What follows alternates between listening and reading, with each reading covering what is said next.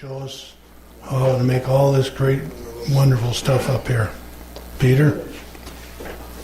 I moved here from Boston about 7 years ago. Most people in New England retire and move to Florida. I retired and came here. My daughter married a Canadian. They started having children, and my wife and I wanted to be everyday, hands-on, loving grandparents. And you can't do that unless you're where the kids are. So we retired, moved up here. You'll hear me say things like car parts and hard, and dozens of other words, and you'll get a chuckle out of it, I'm sure. Old habits die hard. I've been a member here for 3 or 4 years, but I really haven't been able to attend meetings, mostly because we watch the kids on Monday night. The reason I keep coming is because when I first joined, I was here for maybe 2 or 3 weeks. I found out about the club from Bruce Harper, who was a chip carver. I was a hospice volunteer, and still am, and was working with Bruce in his final days. He told me about the club, and I came down, and I was away. I attended a couple of meetings, was away for 3 or 4 months, came back. Dennis came up to me and said, "Hi, Peter. Good to see you. Welcome back." That's good leadership. And I always want to be part of a club that has good leadership. So thank you, Dennis. And I was... All right. What I wanted to talk about, part of the reason I love coming here when I do is because of all the bullshit that goes on. It's really, really funny, you know? I want to talk about how I use veneers in interesting and unusual ways as I do segmented wood turning. I have done segmented wood turning for 6 or 7 years. As I started, I thought, geez, I'm getting pretty good at this.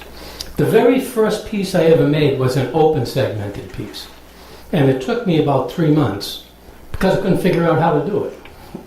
And I'm self-taught, and you make mistakes, and you throw it in the wood stove, and you try it again, and you make more mistakes, and you throw it in the wood stove. And finally, I figured out how to do open segmented work. That made segmented turning seem a whole lot easier. So I've built lots of different bowls. I want to talk about how I use veneers to enhance their appearance. I want to talk about the bases first, then the sides, and then the top. Almost always when you have a segmented bowl, the base is a different piece of wood from the pieces on the side. Such as the case here. We have a maple bowl with a cherry base. One of the ways I make bases look more interesting, when I first started doing this, here is a bowl with just a regular, nothing oak base. Here is a bowl. Let me see if I can get a good one. No. This is very small, but you will see the difference.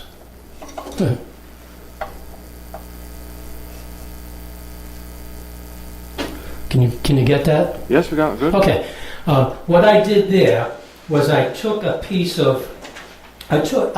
when you do segmented work, if you need 50 wedges, you cut 60. Because sometimes along the way you get a knot that ruins it, or the piece might be a little out of square, or the angle's off, or for whatever reason you don't like it.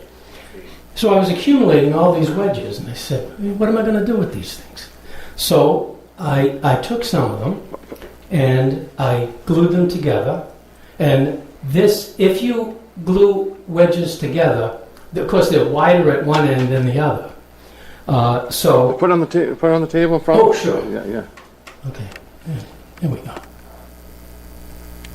So what I did was I glued them together in a kind of a curvy line and stacked it on top of a piece like this, drilled and countersunk and put a screw in, so I put that on top of this, and then cut it out on the bandsaw. First one side, then the other. Then I took, of course, I undid the screws, and I took the piece that is now nicely formed and glued it in between the two pieces of wood. So you end up with something like this. Oh, sorry, Mr. Cameraman.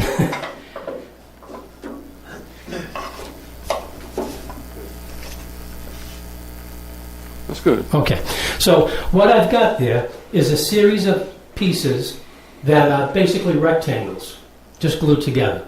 Now, another way to do that is to take some of the wedges that you have that are extra, glue them together long side to short side, long side to short side, and you end up with a straight line, which is the way the piece was before you chopped it. Now, I cut my wedges on the chop saw. So I start with a piece like this, set up a stop, set the angle of the chop saw to where I want it to be, push the piece in, cut the first cut, the end cut, turn the piece of wood over, push it into the stop, make the second one, clear the piece out, turn the piece over, cut it again. So that way you don't have to change the saw from one side to the other. You just take the piece, cut it, turn it over, cut it again, turn it over, cut it again, and you end up with wedges like this. Now, these will reassemble into a straight line. So what I do is I will take some of those extra pieces and glue them back together to make a straight piece like this, and then either just glue a piece beside it to make a base, or do a cut, and I call it cut and switch, where you take this piece, cut it while it is on top of a plain piece like this, and then put this piece in the space where this piece used to be after you cut it. Kind of confusing, but now when you do that, you have to replace the kerf of the saw blade. Otherwise, the pieces won't fit together, unless it's a straight line. Then it doesn't matter. But if it curves, you have to add a piece of veneer in between the curved piece and the carrier, which is in behind. So that's one way I make more attractive bases. Another way is to do that same technique, but take these extra wedges, glue them together with a piece of veneer in between. When I started doing this, I used sheet veneer, and I cut it with a razor blade or a utility knife. And it was a pain in the ass. And the wood always splits, the veneer always splits. You know, I use unfaced, just raw veneer. And then I thought, there's got to be a better way than this. And the better way is to use edge banding veneer. This is unfaced, unglued, I mean. And it comes in a big roll. You can buy 10 feet or 100 feet or 500 feet. This is sapel. And I use it a lot because it contrasts very nicely with maple and oak, which I use most of the time in the body of the bowls. So what I did here, I took some of these wedges. I'm not used to working with a camera. I'll just slip that in there.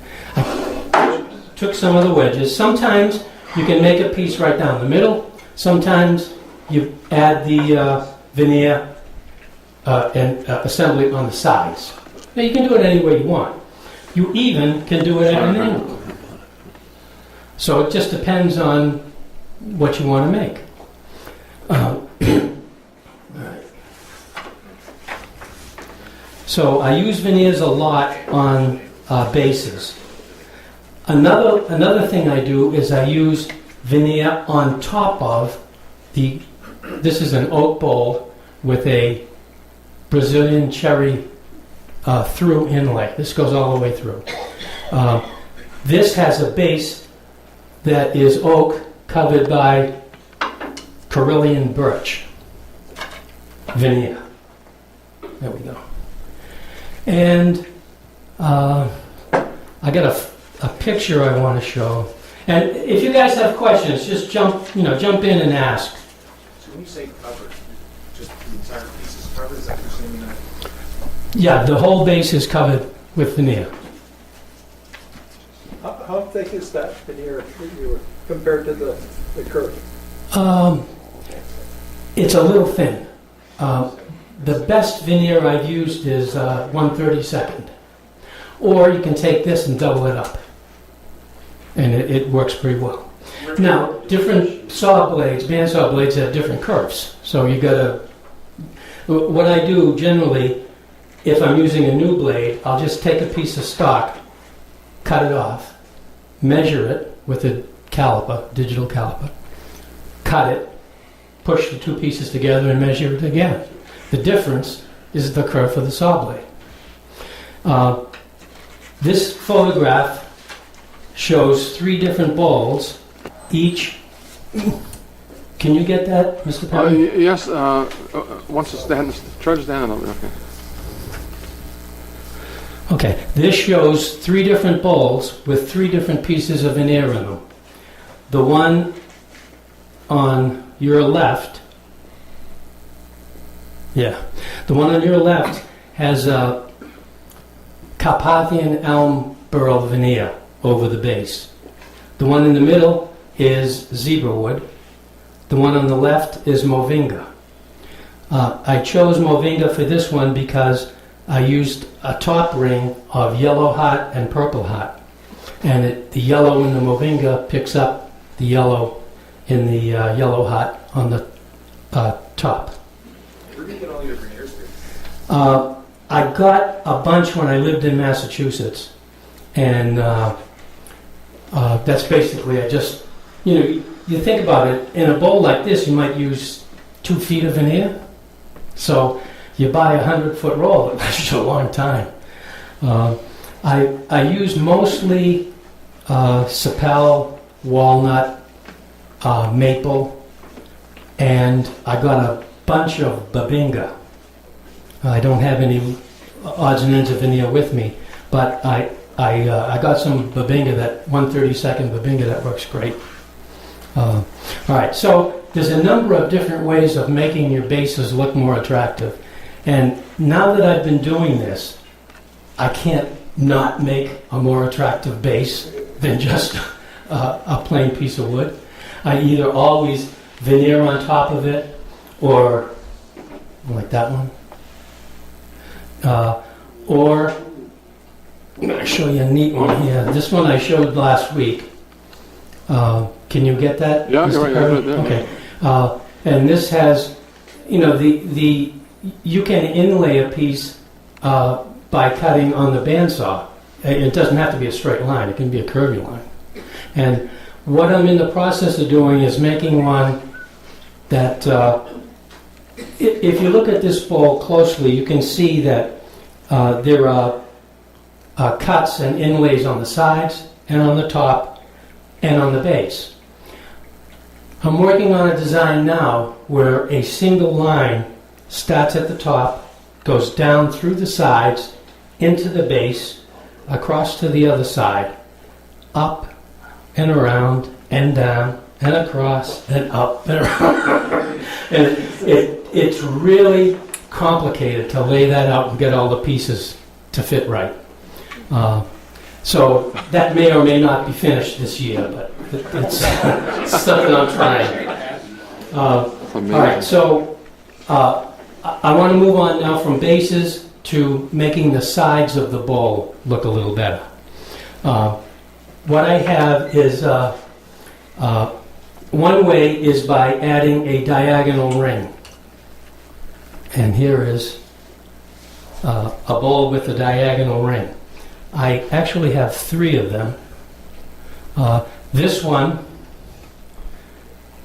will that work for you, Mr. Perry? Yeah, I can open up a little bit, yeah. Okay.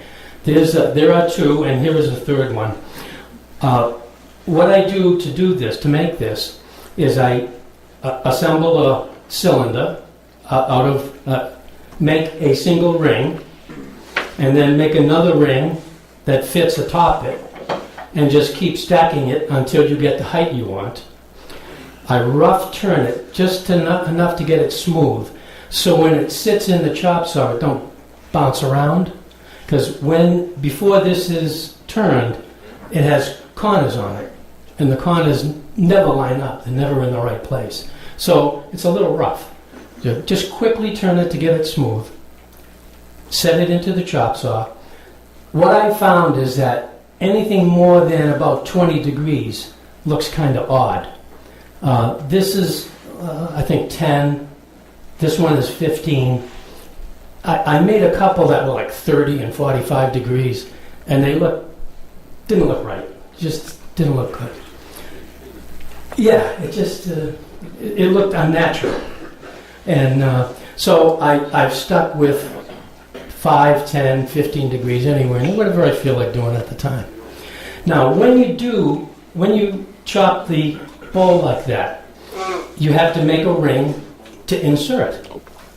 And there is a little, it's a little more complicated than it may sound. Here is a drawing I made today.